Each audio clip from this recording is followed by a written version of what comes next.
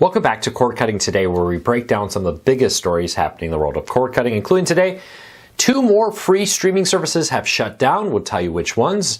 Why are some free streaming services shutting down? We got the full details there. We also got new details on the Roku OS 14 update, when you can expect it, what devices will be getting it, what ones won't, and more. And also, Paramount Plus and CBS have been hit hard by layoffs. We'll tell you what's happening there and more. First though, if you're new here, do me a big favor. You can check out all these stories I'm about to talk about in the show notes and in the first pinned comment. I'll put a link to each story there so you can read them for yourself and come up with your own opinions. I'd love to hear from you.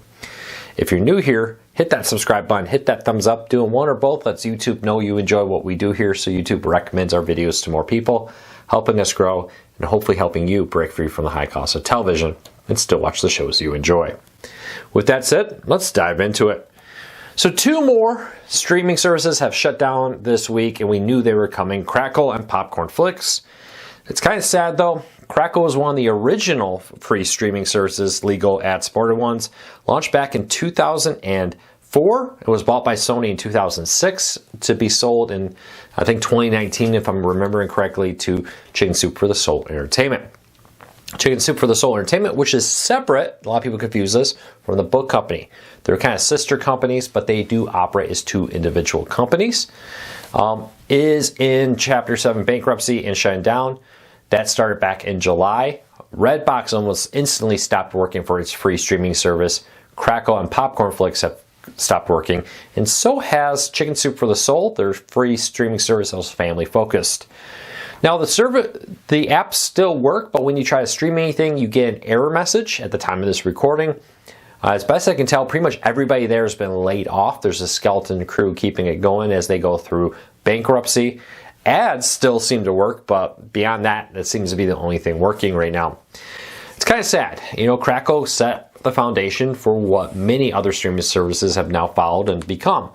You know, Tubi, the Roku Channel, Pluto TV, and Freevee all at some point owe it to Crackle for the early work they put into that.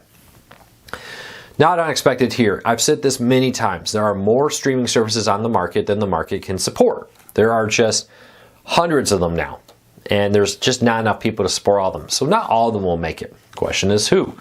We have not seen the end of streaming services shut down. It's unfortunate that Chicken Soup for the Soul ran out of money, wasn't able to keep the doors open and running, and that Redbox, Crackle, Popcorn Flicks, and Chicken Soup for the Soul are all going away with that. Leave me a comment, let me know, were you a big fan of these services? Under Sony, they really put a lot of work into creating original content for Crackle.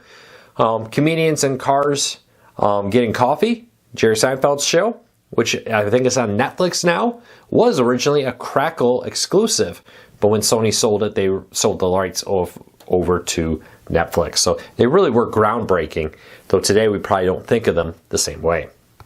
All right, if you own a Roku, there may be a new Roku update coming. We talked about Roku OS 14 coming out last week. A little bit of details came recently, but now they've updated a full list of all the new features available in Roku OS 14. Now, it's important to remember here, Roku has a habit of hiding things in their updates or announcing them and then having it actually come out later. So here's the list of what they say is included in Roku OS 14. A kids and family destination with over 50,000 titles for age-appropriate content will be built into the home screen.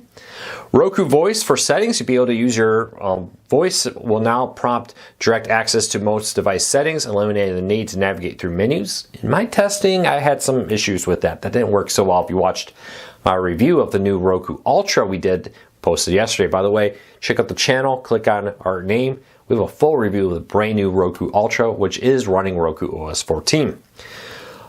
So yeah, you're supposed to be able to say, hey, Roku, go to home screen settings, go to picture settings and the like, and get directly there, not need to go through different menu settings there.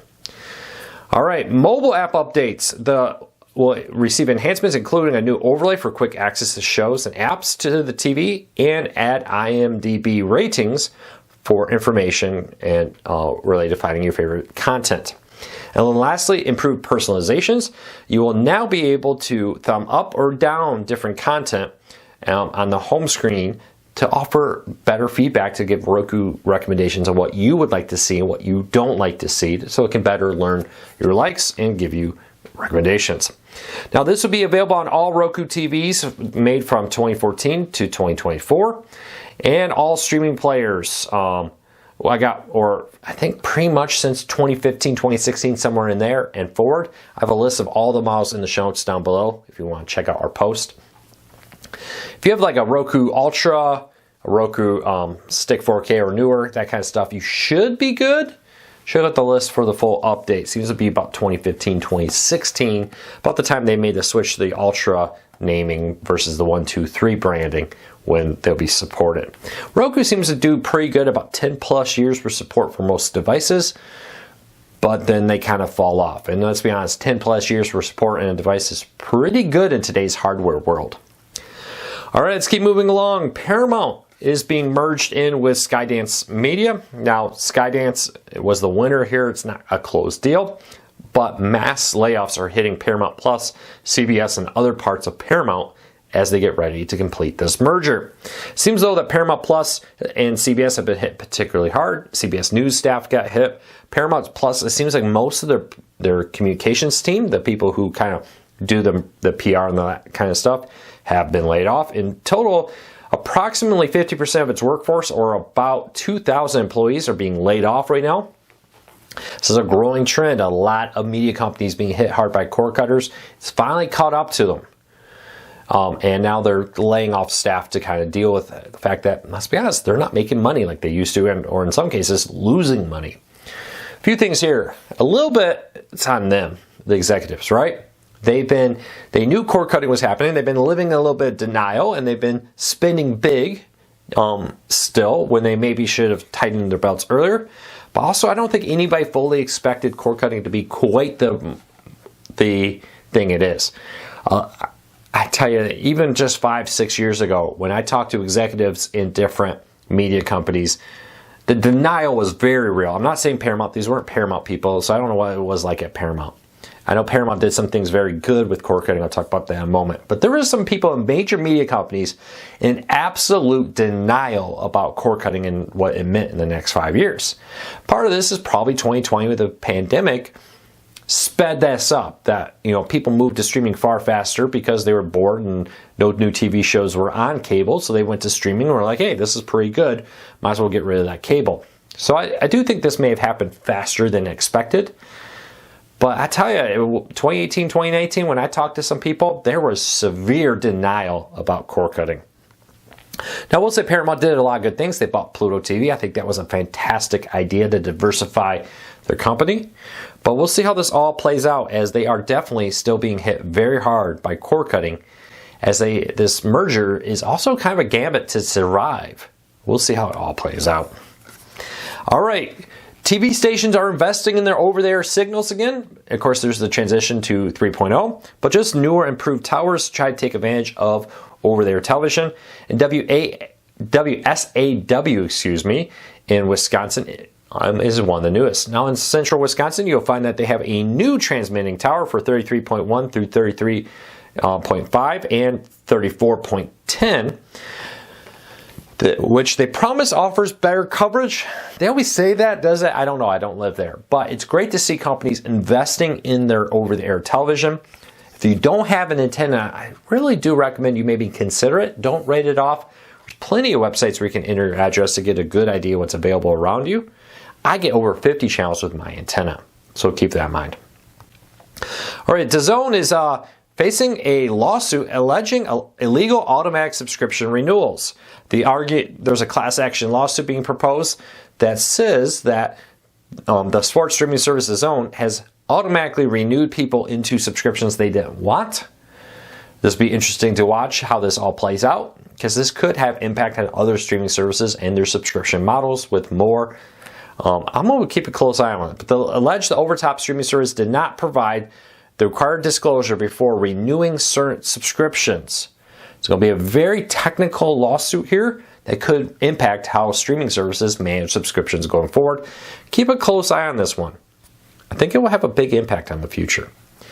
All right, the Roku Channel, for the second time this week, has added a ton of new content. This time, 18 new channels from A lot of them Pluto TV, actually. Paramount's been licensing out some of their content that's been exclusive to Pluto TV to other services. Now you find things like Pluto TV Cars there and other Paramount content.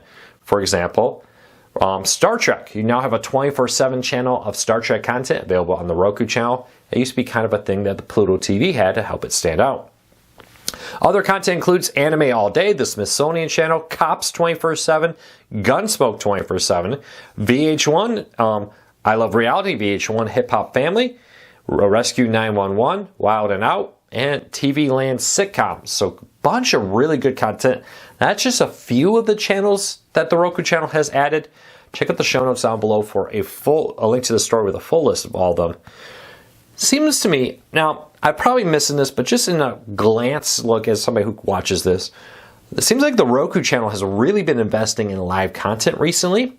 Now they've been doing on demand too, but they really seem to be striking big deals with a lot of content providers out there. First Warner Bros. Discovery, now Paramount. Be interested to see how far that goes. And lastly, YouTube TV seems to be testing out a new home screen, removing some recommended content, replacing it with resume watching on the home screen when you launch it. Instead of recommending different channels, it's now recommending different DVR programs and to resume programs you already watched. Does anybody notice a change on your YouTube TV home screen? YouTube TV has a history of testing out changes to its home screen as a minor feature and then coming back later, rolling out to everybody or saying, that didn't work. Do you notice anything new? Let me know. I've got quite a few reports of changes happening over at YouTube TV's home screen. That's it for today. I hope you have a fantastic day. I gotta get my kids to their after school activity. But if you have a question for me, I'm gonna record tomorrow, today when you're watching this actually, later in the day, a Q&A video answering some of your questions. If you click on the Core Cars News page here, you click on our community tab, you notice I put a post there asking people for questions that they want me to answer here in a video. Leave your question there and I'll pick out as many as I can and answer them in a video. Until next time, take care, be safe. I'll be back again real soon.